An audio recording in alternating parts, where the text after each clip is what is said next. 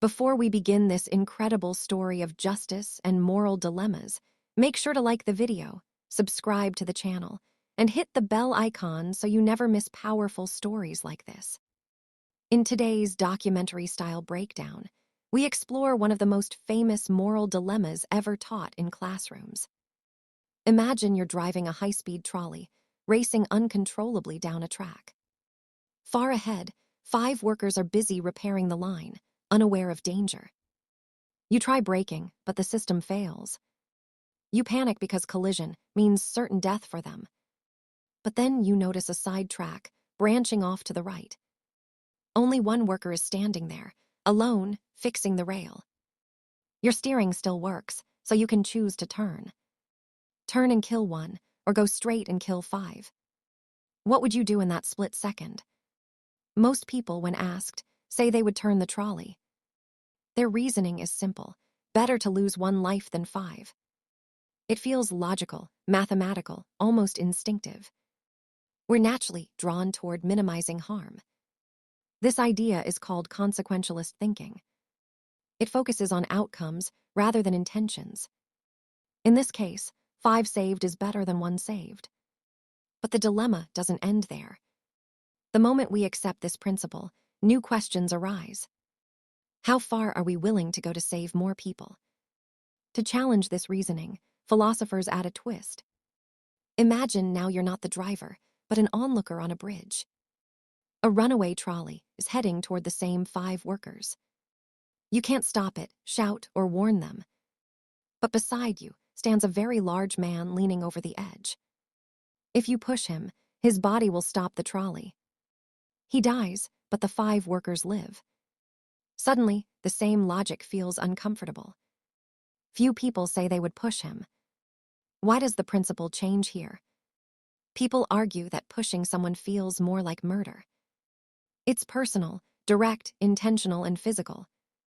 Turning a wheel feels different from pushing someone's body. Even though the outcome is the same, 1 dies, 5 live. This reveals how emotions complicate moral logic. We don't just judge results, we judge the type of action. Some actions feel inherently wrong, regardless of consequence. Killing an innocent person with your own hands crosses a line. That line exists even when logic says otherwise. This conflict creates deep philosophical tension. Another person might argue the fat man didn't choose to be involved. He wasn't standing on the tracks, he wasn't part of the danger. Should you drag an innocent bystander into harm's way? Is it fair to sacrifice someone who wasn't at risk? These questions make the second scenario morally heavier. Yet the first worker on the side track also didn't choose this. He was simply doing his job. Still, people treat his case differently. This shows how our brains use context, not just numbers. Morality is rarely clean, simple, or linear. Another variant shifts the situation again. Imagine you're a doctor in an emergency room. 6 patients arrive after a horrible accident. 5 have moderate injuries, 1 is critically wounded. You can use your entire day on the critical patient. But if you do, the 5 moderately injured ones will die. Or you can treat the 5 and let the 1 die. Most people again choose the 5. Here, the logic feels similar to the first trolley problem. Numbers matter, but only sometimes. Now imagine a darker scenario. You're a transplant surgeon with 5 patients on the brink of death. Each needs a different organ to survive. No donors are available, and time is running out. In the next room, a healthy person sleeps peacefully. You could take his organs to save the 5. He dies, but they live. Most people are horrified by this idea. Even though mathematically, it mirrors the first scenario. Why is it unacceptable here? The answer reveals 2 types of moral reasoning.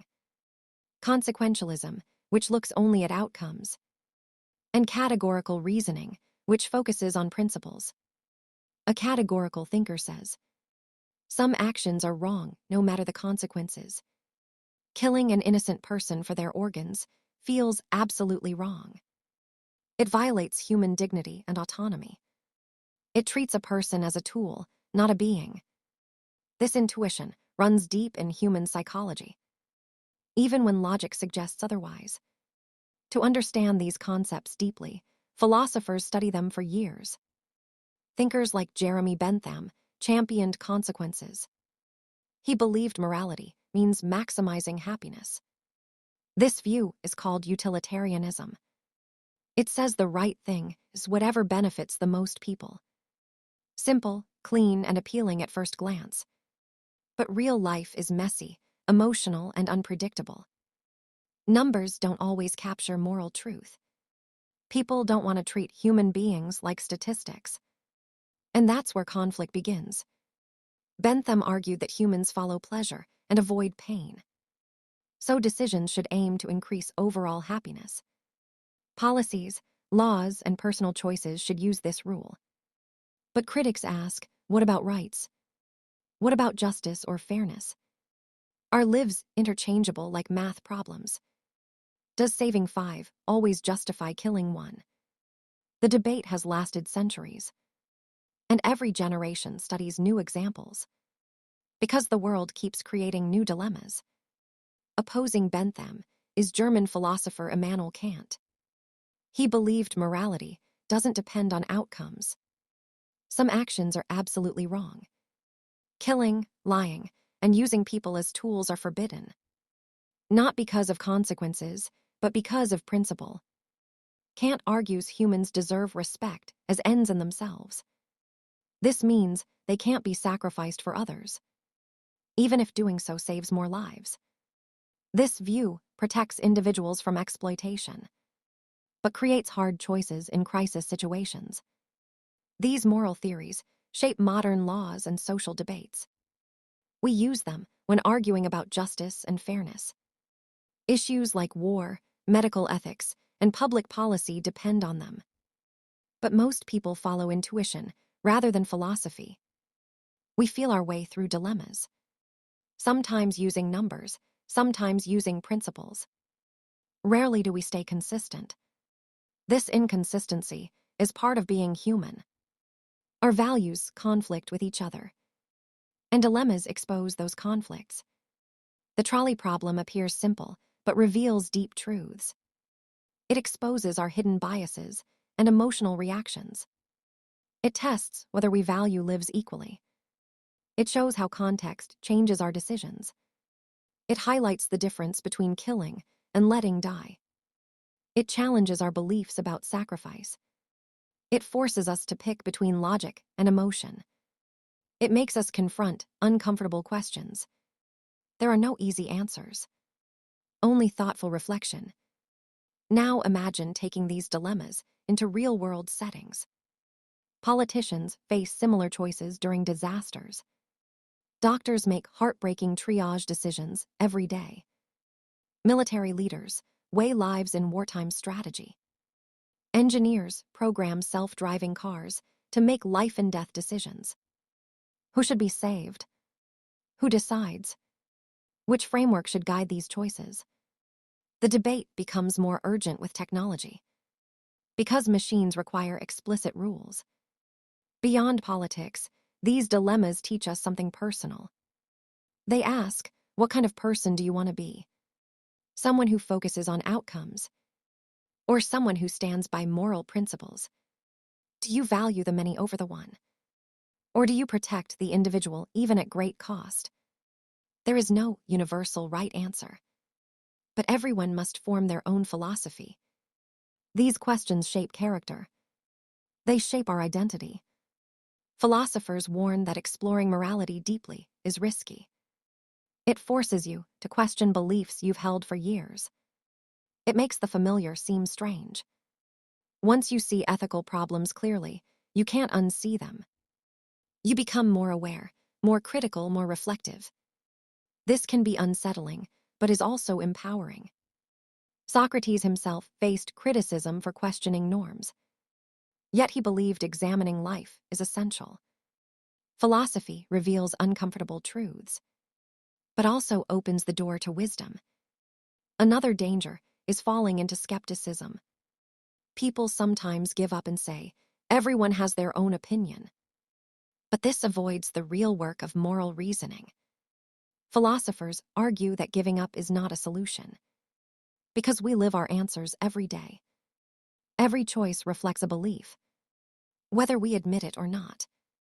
Moral reasoning helps us realize what we truly value and teaches us to argue honestly, not just emotionally. Returning to the real world, history gives powerful examples. Take the tragic case of sailors stranded at sea. Facing starvation, they made a desperate choice. They sacrificed one man to save the group. When rescued, they faced trial for murder. Were they wrong, or were they trying to survive? Courts had to decide between principle and consequence. The case sparked global debate and is still studied today, because survival pushes morality to its limits. These stories show that moral dilemmas are not abstract.